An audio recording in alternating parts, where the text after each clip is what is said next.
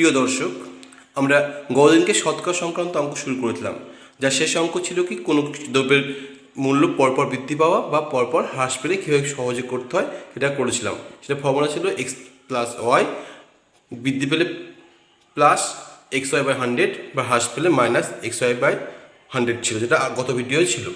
আমরা বলেছিলাম যে কোনো দ্রব্যের মূল্য একবার বৃদ্ধি একবার হ্রাস বা একবার হ্রাস একবার বৃদ্ধি হলে সেক্ষেত্রে কীভাবে করবো সেই জিনিসটা শেখাবো আমরা। তো এই ভিডিওতে প্রথম অঙ্ক আমার কাছে 3টে অঙ্ক দিয়েছি, 3টে অঙ্ক সে একই ধরনের।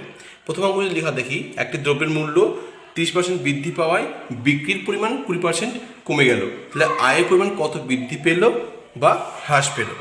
একই ধরনের অঙ্ক, টিকিটের মূল্য 25% হ্রাস করায় প্লেনের যাত্রী সংখ্যা 20% বেশি হলো, এতে প্লেনের আয়ের পরিবর্তন কি হলো, বা আয়তক্ষেত্রের দৈর্ঘ্য 10% বৃদ্ধি ও প্রস্থ 20% হ্রাস করা হলে ক্ষেত্রফলের পরিবর্তন কি হবে। এই 3টে অঙ্কই দেখো, একটা বৃদ্ধি একটা হ্রাস বৃদ্ধি পেয়েছে। সেক্ষেত্রে এই অঙ্কগুলো করতে হলে আমরা করবো কি, সবগুলোর ক্ষেত্রে অ্যান্সার আসবে সর্বদা বৃদ্ধি মাইনাস হ্রাস মাইনাস বৃদ্ধি গুণিত হ্রাস বাই এটা, এই জিনিসটা লিখব। এই সূত্রটা করলে আমাদের প্রত্যেকটা অঙ্ক হয়ে যাবে। তাহলে প্রথম অঙ্ক যদি খেয়াল করি, আমাদের বৃদ্ধি হ্রাস মাইনাস বৃদ্ধি গুণিত হ্রাস বাই 100। আমাদের দ্রব্যটির কোথায় 30% বৃদ্ধি পেয়েছে, 20% কমে গেছে, তাহলে কী আসবে এখানে, আমার এখানে আসবে 30 মাইনাস 20 মাইনাস বৃদ্ধি কত আসছে এখানে 30 গুণিত 20 বাই 100। যদি কারি করে দিলে কী আসছে, আমাদের দুটো শূন্য কাটলো, পড়ে থাকলে এখানে 30 থেকে 20 বিয়োগ করলে আসছে 10 মাইনাস 3 দুগুণে 6 সমান 4%। আমাদের এইখানে যে রেজাল্টটা পাবো, এই রেজাল্টটা যদি প্লাস হয় তাহলে আমাদের বাড়বে, আর যদি মাইনাস হয় সেটা কমবে। অর্থাৎ এখানে চেয়েছে কি আয়ের পরিমাণ কত বৃদ্ধি পেল বা হ্রাস পেল। যেহেতু এখানে +4 পেলাম, তাই এই আয়ের পরিমাণ বৃদ্ধি হবে কত, 4% বৃদ্ধি হবে, 4% বৃদ্ধি হবে। যদি আমরা 3-এর অঙ্কটা খেয়াল করি, এটা তো একের অঙ্ক করলাম, আমরা যদি বলি আমরা এটা একের অঙ্ক করলাম, 3-এর অঙ্কটা খেয়াল করি, আমরা একই সূত্র অনুসারে করতে পারি আমরা। যে এখানে দেখো লেখা আছে দৈর্ঘ্য 10% বৃদ্ধি আর প্রস্থ 20% হ্রাস। সেক্ষেত্রে 3-এর অঙ্কটার অ্যান্সার কী আসবে, আমাদের বললাম কি বৃদ্ধি মাইনাস হ্রাস। বৃদ্ধি কত আছে 10%, হ্রাস কত 20%, মাইনাস বৃদ্ধি গুণিত হ্রাস বাই 100। সেক্ষেত্রে কী আসছে দেখা যাচ্ছে, আমাদের এখানে 10 থেকে 20 বিয়োগ করলে আসছে -10, আর এখানে 2 2 -10 -2 করলে -12। তাহলে এখানে যেহেতু কত আসছে -12 এসেছিলো, এখানে যখন +4 এসেছিলো তখন বৃদ্ধি হলো। আমি বললাম প্লাস আসলে বৃদ্ধি, মাইনাস হলে কী হবে, হ্রাস হবে। তা সেক্ষেত্রে 3-এর অঙ্কটা ক্ষেত্রে প্রশ্ন করেছে ক্ষেত্রফলে কী পরিবর্তন হবে, তাহলে কী হবে, ক্ষেত্রফল কি 12% হ্রাস পাবে, তাই তো। এই অবস্থা এই আমরা হ্রাস বৃদ্ধি সংক্রান্ত অঙ্ক আমরা খুব সহজেই করতে পারবো এই ফর্মুলার সাহায্যে, তোমরা খুব সহজে করতে পারবে। পরের অঙ্ক, কোনো পরীক্ষায় 60% ইংরাজিতে এবং 55% অঙ্কে পাস করে, যদি 30% উভয় বিষয়ে ফেল করে তবে উভয় বিষয়ে পাসের পরিমাণ কত। আমাদের এই ধরনের অঙ্ক পরীক্ষা হামেশা আসতে দেখা যায়। সেক্ষেত্রে মাথায় রাখবে উভয় বিষয় যেটা থাকবে বা একসঙ্গে থাকবে, সেই বিষয়টা যে পাস না ফেলে আছে দেখবো আমরা। এখানে দেখো লেখা আছে উভয় বিষয়ে ফেল করেছে, আর বাকিগুলো কিন্তু দেওয়া আছে কি পাশে দেওয়া আছে। তো উভয় বিষয়টা যে কথা বলা থাকবে, মানে পাশে না ফেলে দেওয়া দেখতে হবে, যেখানে দেওয়া থাকবে সেই পাস বা ফেলে সবগুলোকে নিয়ে যেতে হবে। আমাকে উভয় বিষয়ের উপর গুরুত্ব দিতে হবে। যেহেতু উভয় বিষয় এখানে ফেল দেওয়া আছে, তাই আমরা ইংরাজিতে কত ফেল করেছে এবং অঙ্কে কত ফেল করেছে বের করব, তারপরে আমরা অঙ্ক করব। আমরা দেখি ইংরেজিতে পাস করেছে, ফেল কত হবে, পার্সেন্ট মানে বুঝি আমরা 100 মধ্যে বুঝি, তাহলে পাস করেছে ফেল করেছে কত হবে আমাদের 100 - 60 সমান কত আসছে আমাদের 40% ফেল করেছে। ঠিক হবে, অঙ্কে কত হবে 100 - 55 যেটা দেওয়া আছে, বিয়োগ করে কত আসছে আমাদের 45। তাহলে ইংরাজি ফেল করলো 40, অঙ্কে ফেল করলেও 45, আর উভয় বিষয়ে ফেল করেছে কত 30%। তাহলে যে কোনো বিষয় মানে ইংরাজি হতে পারে, অঙ্ক হতে পারে, বা উভয় বিষয় হতে হবে, সেক্ষেত্রে যে কোনো এক বিষয়ে ফেল বলতে কি বোঝায়, প্রত্যেক বিষয়ে ফেলের সমষ্টি মাইনাস উভয় বিষয়ে ফেল আসবে। তাই প্রত্যেক বিষয় বলতে এখানে দুটো বিষয় উল্লেখ করা আছে, ইংরাজি দেওয়া হয় 40% আর অঙ্কে পেলাম 45%, আর সেক্ষেত্রে উভয় বিষয়ে ফেল পাচ্ছি কত আমরা 30%। যোগ করলে কত আসছে 80, 85 থেকে 30 বিয়োগ করছি, পদে করলে কত হচ্ছে 55%। এই 55% হচ্ছে যে কোনো বিষয়ে ফেল। তাহলে অতএব উভয় বিষয়ে পাস কত আসবে,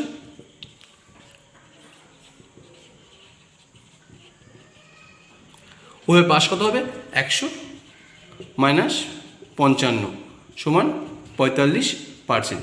আমরা এইভাবে পাস ফেল সংক্রান্ত অঙ্ক যেভাবেগুলো সবগুলোই করতে পারবো খুব সহজে। মাথায় রাখতে হবে যে উভয় বিষয়ে যেটা দেওয়া আছে কোথায় সেই জিনিসটা নিয়ে যেতে হবে। পরের অঙ্ক, দুটি সংখ্যা তৃতীয় একটি সংখ্যা থেকে যথাক্রমে 60% ও 20% বেশি, তো দ্বিতীয় সংখ্যাটি প্রথম সংখ্যার কত শতাংশ? বলেছে দুটি সংখ্যা তৃতীয় সংখ্যাতেই 60% বেশি, যদি শতকরা অঙ্ক দেওয়া আছে তাই তৃতীয় সংখ্যাটি ধরলাম কত আমরা 100, সংখ্যাটি 100, তাই প্রথম সংখ্যাটি কত আসবে, প্রথম সংখ্যাটি কত হবে, যেহেতু 60% বেশি তাহলে কত হবে 100 যোগ 60 সমান 160। দ্বিতীয় সংখ্যাটি কত আসবে 100 যোগ 20 সমান 120, এ তো আসবে। এবার বলছে কি দ্বিতীয় সংখ্যাটি প্রথম সংখ্যার কত শতাংশ, যাকে বের করব তাকে রাখবো উপরে, যার মধ্যে বের করবো তাকে রাখবো নিচে। অর্থাৎ দেখি দ্বিতীয় সংখ্যাটি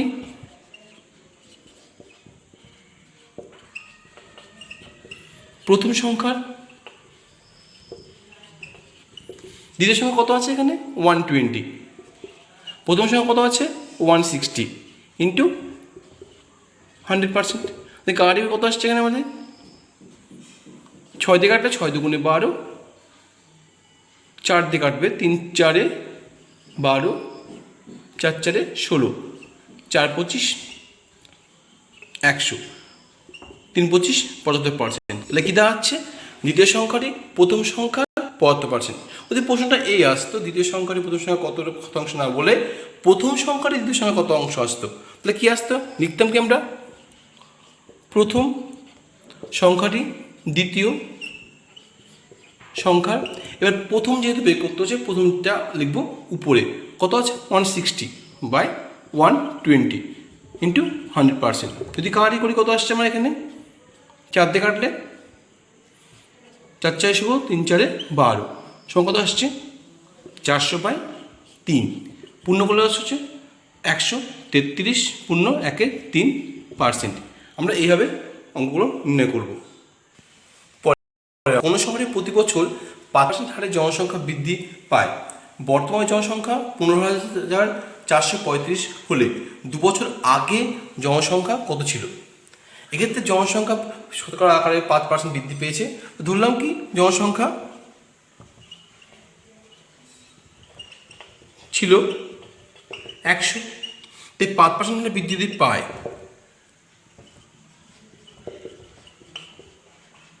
হলে জনসংখ্যা কত আসবে, যেহেতু বৃদ্ধি পেয়েছে জনসংখ্যা বাড়বে তাহলে 105 হবে। আমার বর্তমান জনসংখ্যা দেওয়া আছে 15,435, আমার 2 বছর আগে চেয়েছে, তার মানে আগে বলতে কি আমার এই 100টা থাকলে কি অবস্থা আসতো সেটা বের করতে হবে। আমরা শতকরা অঙ্ক শুরু করে বলেছিলাম যাকে নির্ণয় করতে হয় তাকে রাখবো আমরা উপরে, তাহলে সেক্ষেত্রে আমরা 100 রাখবো উপরে, অতএব লিখবো কি আমরা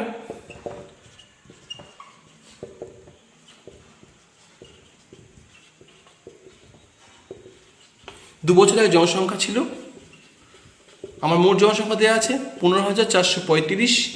এবার এই শতকরা আকার যে প্রকাশ পেয়েছে 100 আর 105, এর মধ্যে নির্ণয় করবো কি জনসংখ্যা ছিল কত, কত হলো তা নয়, তাই 100কে নির্ণয় করবো, তাই 100কে আমরা উপরে লিখবো, বলেছে 2 বছর তাই 2 বার লিখবো, যদি 3 বছর বলতো 3 বার লিখতাম 105। মনে রাখবে এই ধরনের অঙ্ক কখনো ভগ্নাংশ হয় না, কারণ জনসংখ্যা গুণ হিসাব কখনোই ভগ্নাংশে আসে না, অতএব এই অঙ্কে কাটাকাটি হবে। তো আমরা প্রথমে 15 দিয়ে কাটি, 7 × 105, 15কে 15, 2 ঘর নামলে 0 হলো, 15 2 30, 135 হলে কত আসছে 9 15 135। আমরা কাটছি কত দিয়ে 7 দিয়ে কাটি, কাটি আমরা 7 থেকে 7, 3 নামলো 4 7 28, 2 নামলো 4, 7 7 49। আমরা এটা কাটছি কি কত দিয়ে 5 দিয়ে, 5 20 100, আর 5 21, 21 দিয়ে কাটলে কত আসে 7 চলে আসছে, 7 21 147। তাহলে উপরে কত হলো আমার বই থাকলো 7 20 100, 7 দুগুণে 14, কত শূন্য হচ্ছে 1 2 3টে শূন্য। তাহলে আমার 2 বছর আগে শহরে জনসংখ্যা ছিল কত 14,000। যদি জিজ্ঞাসা করতো যে 2 বছর আগে জিজ্ঞাসা না করে 2 বছর পরে বলতো, তাহলে সেক্ষেত্রে আমাদের একইভাবে করতে পারতাম কি সেক্ষেত্রে 15,435 গুণিত পরে বললে 105/100 করতাম, কবার লিখতাম 2বার লিখতাম, এভাবে আমরা অঙ্ক নির্ণয় করতাম। পরের অঙ্ক, চিনির দাম 25% হ্রাস পাওয়ায় 500 টাকায় আরও 5 কেজি বেশি চিনি পাওয়া যায়। চিনির বর্তমান দাম কত এবং চিনির পূর্বের দাম কত ছিল? একই ধরনের অঙ্ক আরেকটা দেওয়া আছে, 20% দাম কমায় 80 টাকায় আরও 16টির বেশি ডিম পাওয়া যায়। প্রতিটি ডিমের বর্তমান ও পূর্বের দাম নির্ণয় করো। দুটো একই ধরনের অঙ্ক। আমাদের যদি প্রথম অঙ্কটা করি আমরা, হাতের অঙ্কটা যদি করি আমরা দেখি 25% হ্রাস পাচ্ছে, মানে 100 টাকা কত কমছে 25 টাকা। আমার ক টাকায় জিনিস কিনছিলাম, চিনি কিনছিলাম 500 টাকায়, সেক্ষেত্রে দোকানদারকে 500 টাকার মাল কিনতে গেলে আমাকে দোকানদার কত ফেরত দেবে, মানে 100 টাকা যদি 25 টাকা কম হয় তাহলে 500 টাকা কত কম হবে এটা ফেরত দেবে। তো সেক্ষেত্রে সেই জিনিসটা আমি করছি কত 500 গুণিত 25 দাম 25/100, তাহলে কত আসছে আমার এখানে 125 টাকা। এই দোকানদারকে যদি আগে যখন 500 টাকার মাল কিনতাম, এবারে যদি 500 টাকার মাল কিনতে গিয়ে দেখলাম যে 25% দাম কমায় আমাকে 125 টাকা ব্যাগ দিচ্ছে, তো বললাম কি ওই টাকায় তুমি আরও 5 কেজি চিনি দাও, মানে ওই টাকা কি আরও চিনি দিতে বললাম, দোকানদার 5 কেজি চিনি দিল। তো সেই 5 কেজি চিনির দাম কী দেওয়া আছে তাহলে আমার অতিরিক্ত টাকা। অতিরিক্ত টাকা বলতে কত টাকা 125 টাকা, তাহলে আমি অর্থাৎ 125 টাকা কত পাচ্ছি আমি 5 কেজি চিনি পাচ্ছি। তাহলে চিনির বর্তমান দাম কত আসবে,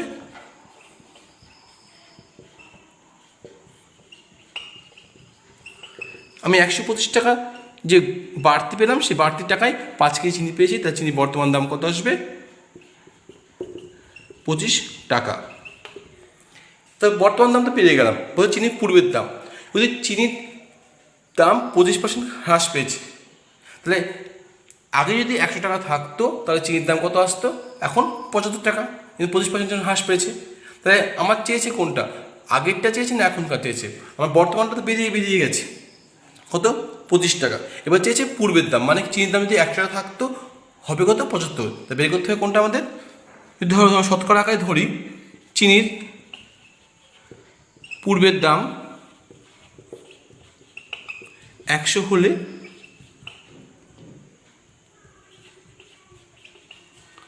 বর্তমান দাম কত হবে, যেহেতু 25% বেড়ে কমেছে তাই 25 করলে আসবে কত 75। আমার তো বর্তমান 25 হিসেবে দাম বেড়ে গেলে কত 25 টাকা বেরিয়ে গেছে, একটা তো বেরিয়ে গেছে। এবার এই শতকরা হিসেবে বের করে বলতে বলছে কি পূর্বের দাম কত, তাহলে পূর্বের দাম কত আসবে আমার, বর্তমান দাম কত পেয়েছি আমরা 25 টাকা, সেক্ষেত্রে পূর্বের দাম কত আসবে আমাদের এখানে।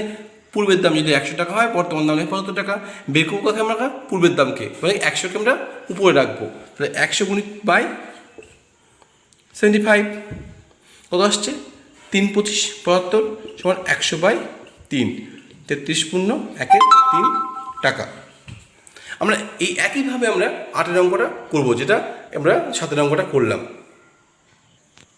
পরের দুটো অঙ্ক 9 এবং 10 পড়ছে অঙ্ক, কত লিটার জল মিশ্রিত করলে 5 লিটার দ্রবণে দুধের পরিমাণ 45% থেকে কমে 25% হবে। বা একই ধরনের অঙ্ক, আগেরটা ছিল মিশ্রিত করলে, পরেরটা লেখা আছে কত লিটার জল তুলে নিলে, আগেরটা মিশ্রিত ছিল তুলে নিচ্ছে। 29 লিটার মিশ্রণে চিনির পরিমাণ 17% থেকে বেড়ে 29% হবে। তো এই ধরনের অঙ্কর ক্ষেত্রে কী পরিমাণ দেবো, কীভাবে তুলবো, এই অঙ্কর ক্ষেত্রে করবো কি আমরা একটা সূত্র থেকে করলে সুবিধা হয়। সেক্ষেত্রে দেখো কি মোট পরিমাণ শতকরা পার্থক্য, শতকরা পার্থক্য বললে কত থেকে সে বাড়ুক বা কমুক সেটা পরে আসছে, ইন্টু বাইকে এসে পরিবর্তিত শতকরা পরিমাণ। আমরা যদি প্রথম অঙ্কটা খেয়াল করি 9 অঙ্কটা, যে মোট পরিমাণ কত আছে 5 লিটার, সেখান থেকে পার্থক্য কত 45 থেকে হয়েছে 25।